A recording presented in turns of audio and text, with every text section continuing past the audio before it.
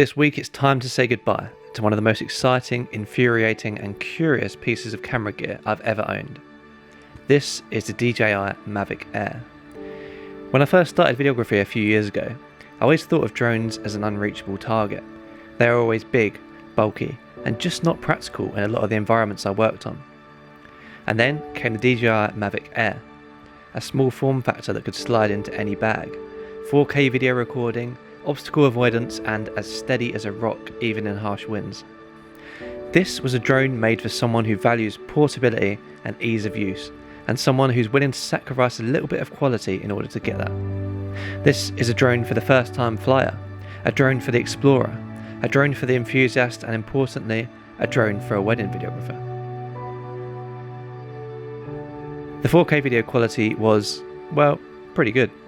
Okay, it didn't excel in less than perfect lighting conditions, but remember that there are phones in 2020 with bigger sensors than this one, and most of them go up to 1.8, whereas the Mavic Air had a fixed 2.8 aperture.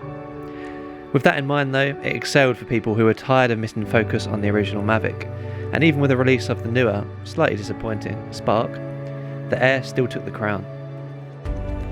The Mavic Air has been with me on so many journeys, from the highs such as the waterfalls in Iceland and the sunsets of Portugal, and of course, the lows.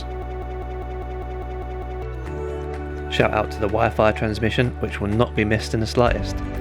And let's not mention the firmware update that caused the return to home feature to make the drone fly further away, which happened to come on the day of my practical test to get my flying license or PFCO. Importantly though, it was just a lot of fun. It was quick when it needed to be and cinematic when told to be.